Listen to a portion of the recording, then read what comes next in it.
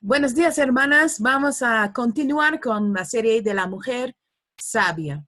Estamos con la lección 4 y vamos a hacer hoy día la primera parte que se llama la provisión soberana de Dios. Entonces, vamos a ir al estudio. Sacan sus cuadernos, si no tienen la separata, y vamos a poder avanzar estudiando la palabra de Dios. Entonces, para comenzar, aquí estamos. La provisión soberana de Dios. Vamos a orar. Señor, te damos gracias por este día. Gracias, Señor, que podemos seguir estudiando tu palabra a pesar de las circunstancias que están pasando en nuestras vidas. Ayúdanos, Señor, a pensar bien, a entender lo que quiere decir la Biblia para poder cumplirla, aplicarla a nuestras vidas y para poder compartir lo que hemos aprendido con otros. En el nombre de Jesús oramos. Amén. La provisión soberana de Dios. Si Dios es soberano, significa que Él todo lo sabe en su plan perfecto.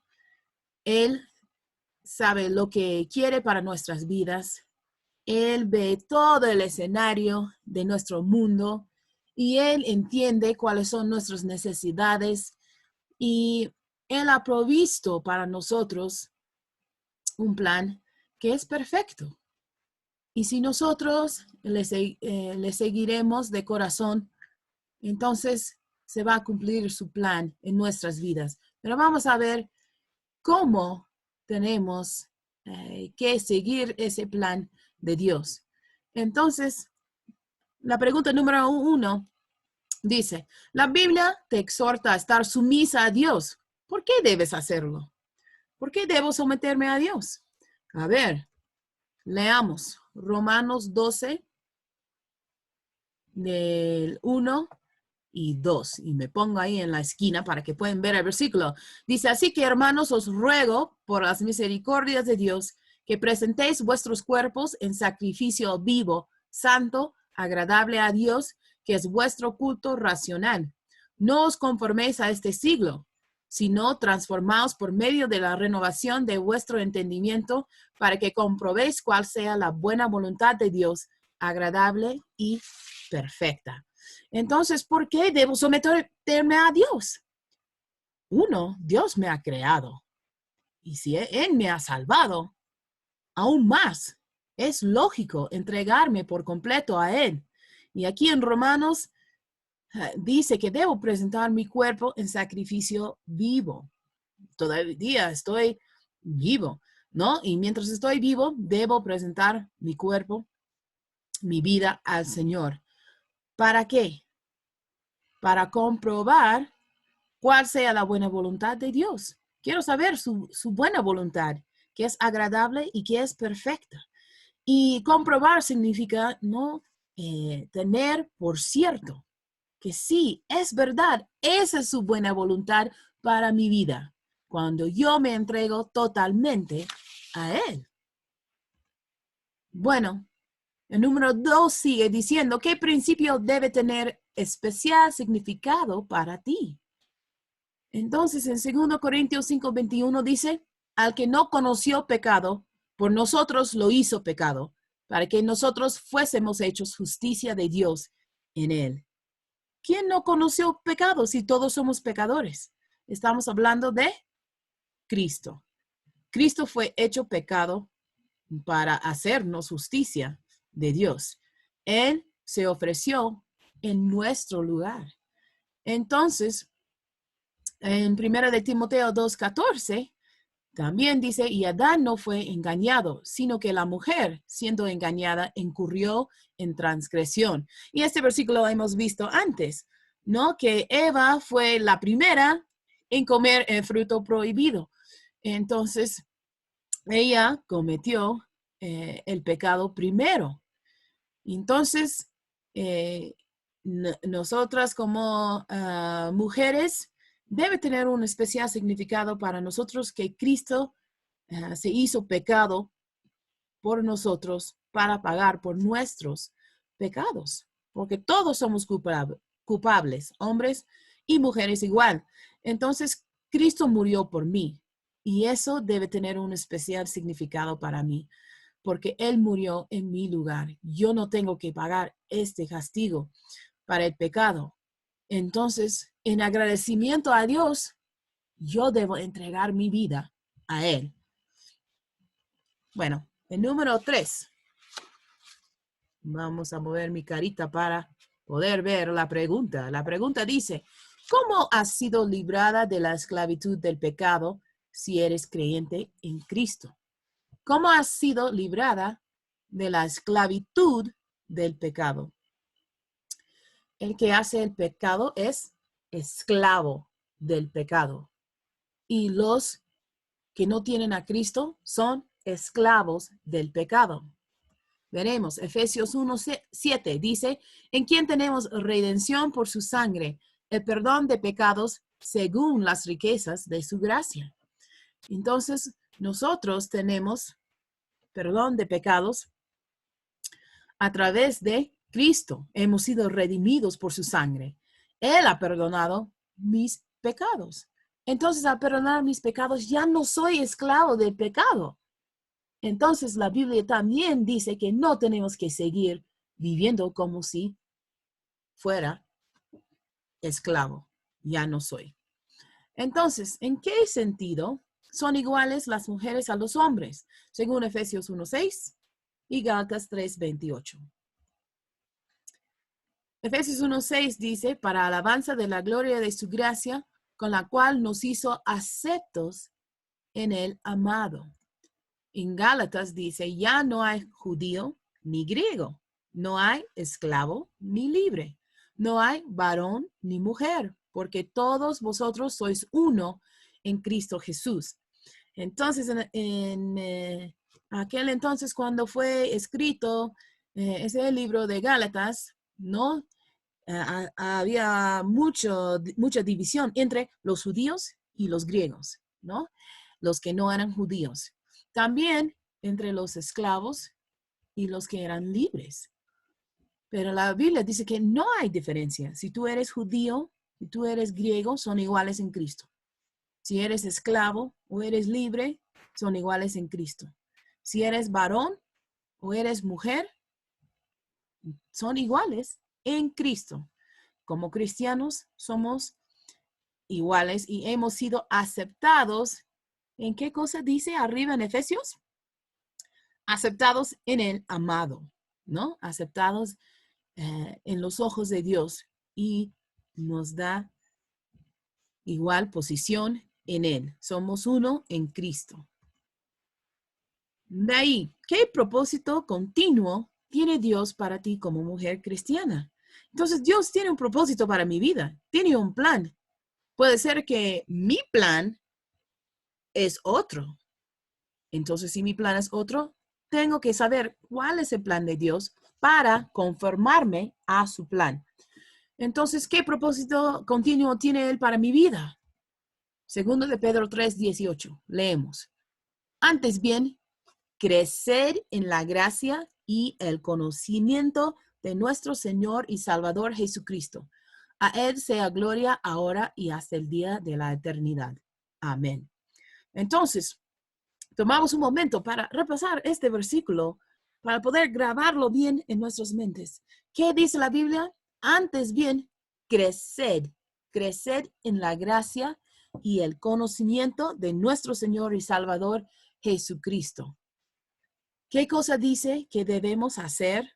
El mandato en ese versículo, creced. A ver, repiten. Creced. ¿En qué áreas tenemos que crecer? En la gracia y el conocimiento de nuestro Señor y Salvador, Jesús. En esas dos cosas debemos estar creciendo. Dios nos ha mostrado su favor no merecido en no enviarnos de frente directo al infierno por los pecados que hemos cometido. Por su misericordia, por su gracia, somos salvos. Y de ser salvo, no debe terminar mi crecimiento espiritual ahí. No debo pedir Señor, por favor, ayúdame en mi vida espiritual y no hacer nada. Si no hacemos el esfuerzo para crecer, no vamos a crecer. Entonces, ¿cómo vamos a poder cumplir ese propósito continuo que tiene Dios para nosotros? ¿Cuál es su finalidad? Bueno, en Romanos 8, 28 y 29 dice, y sabemos que a los que aman a Dios, todas las cosas les ayudan a bien. Esto es, a los que conforme a su propósito son llamados. Somos llamados a servir a Dios, a obedecer a Dios, a recibir a Cristo como nuestro Salvador primero, para poder andar en sus caminos, en su camino, y para poder hacer las obras que Dios ha preparado para nosotros. Y el 29 dice, porque a los que antes conoció, también los predestinó para que fuesen hechos conformes a la imagen de su Hijo, para que Él sea el primogénito entre muchos hermanos. Entonces, Dios, sabiendo de antemano los que iban a ser llamados para ser salvos, para poder cambiar de la vida antigua a ser conforme a la imagen de su Hijo, quien es Jesús. Entonces, ¿cuál es su finalidad de su propósito de Dios?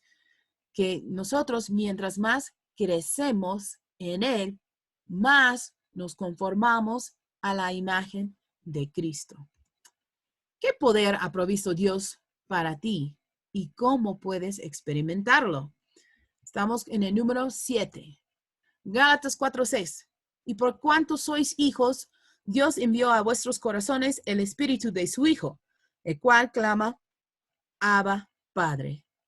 Nosotros tenemos el Espíritu Santo. Dios ha cumplido su promesa en enviar el Consolador. En Efesios 5, 18 y 24 dice, no os embriaguéis con vino, en lo cual hay disolución. Ya hay una enseñanza ahí. Pero en la segunda parte dice, antes bien, lo mejor es ser llenos, no de cosas artificiales que no nos ayudan ni en lo físico ni en lo espiritual. Antes bien, ser llenos del Espíritu. Estar lleno del Espíritu Santo, controlado por el Espíritu Santo, es mucho mejor y eso es lo que nos va a ayudar. Sí que, como la iglesia está sujeta a Cristo, así también las casadas lo estén a sus maridos en todo, dice en la segunda parte de Efesios.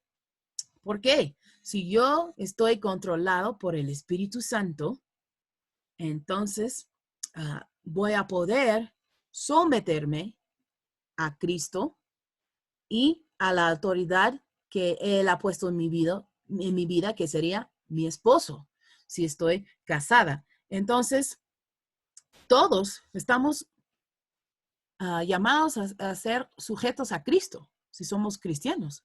Hay que obedecer la palabra de Dios. Y si estamos casados, entonces a nuestros maridos también. Hemos recibido el anillo, hemos dicho que vamos a cumplir esto ante Dios. Entonces, esto es el poder que Dios nos ha provisto, el poder del Espíritu Santo para ayudarnos a cumplir su voluntad. Entonces, en resumen, esa primera parte, estas 7 preguntas, corto, pero ahí vamos a parar para poder rumear un poquito, masticarlo, meditar en ello, para poder sacar provecho para nuestras vidas espirituales. Entonces, en resumen, ¿qué hemos aprendido hoy? La Biblia me exhorta a estar sumisa a Dios para poder cumplir su perfecta voluntad. Segundo, Cristo murió por mis pecados. Él tomó mi lugar y me ha librado de la esclavitud del pecado con su sangre derramada en la cruz. Sabiendo eso, debo saber también que tanto la mujer como el hombre somos aceptados por igual en el amado. Dios me ama a mí y tiene un propósito para mi vida. Y Dios, ¿qué desea de mí? Que estoy continuamente continuamente creciendo, continuamente creciendo. Eso significa que no hemos llegado, no hemos logrado lo que Dios quiere para nuestras vidas todavía. Todavía hay más que aprender.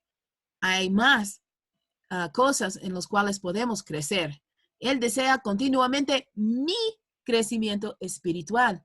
Entonces, si voy a pedir que oren por mí, por mi vida espiritual, debo estar dispuesta a hacer lo que sea necesario para crecer y para conformarme más y más a la imagen de Cristo. ¿Qué más? Debo dejar el control de mi vida al Espíritu Santo para poder cumplir esa sumisión a Cristo y a mi esposo si estoy casada. Entonces, tengo que darle el control. Pregunta, meditemos. Hermana, ¿estás actualmente creciendo en tu vida espiritual? Seamos honestos. En este momento, en nuestro mundo, en ese momento que estamos estudiando esta parte del estudio, todos estamos en casa. No hay excusa. No hay mi trabajo, el colegio, los afanes para quitarme el tiempo. ¿Estás creciendo en tu vida espiritual? ¿Qué te inhibe? ¿Has dado el control de tu vida al Espíritu Santo o lo estás manejando tú? Todavía, terca. ¿No? A veces no queremos soltar el control. Nos gusta tener la autoridad. No nos gusta someternos. Si no fue mi idea, lo que tú quieres hacer, no quiero someterme. Eso es la naturaleza pecaminosa que tenemos que confesar y apartarnos de la maldad y dejar al Espíritu Santo tener el control. Suelta el timón de tu vida al control de Dios. ¿Ya? Otra cosa para meditar. ¿Has trazado unas metas espirituales para este año? ¿Sí? ¿No? Si tu respuesta es no, ni siquiera había pensado en eso, ¿por qué no comenzar desde hoy?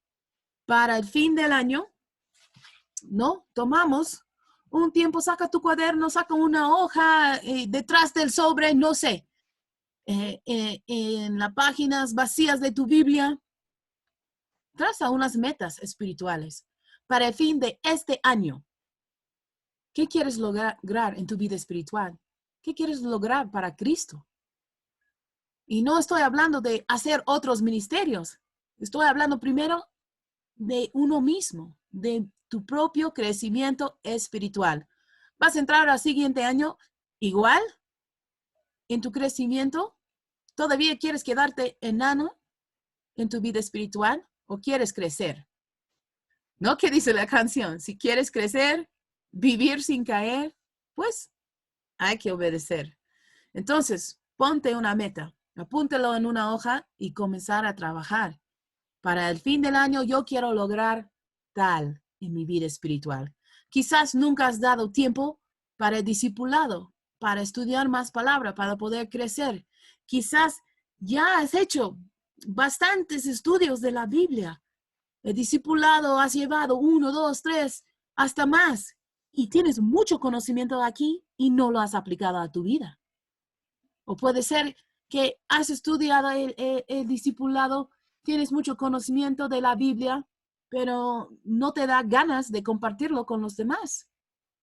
Puede ser que tú debes estar discipulando a otro, guiando a otro para dar el control al Espíritu Santo, para poder crecer, para poder conformarse a la imagen de Cristo.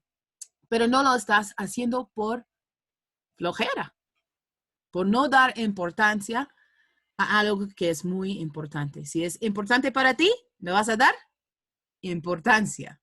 ¿No? Entonces, para la próxima, quiero que ustedes compartan, ¿no? ¿Cuáles son tus metas espirituales para este año? Y cómo vas a trabajar en tu propio crecimiento espiritual. Nos vemos para la próxima lección, o parte de la lección 4. Espero que están pensando en qué quiere Dios para sus vidas. Nos vemos. Hasta luego.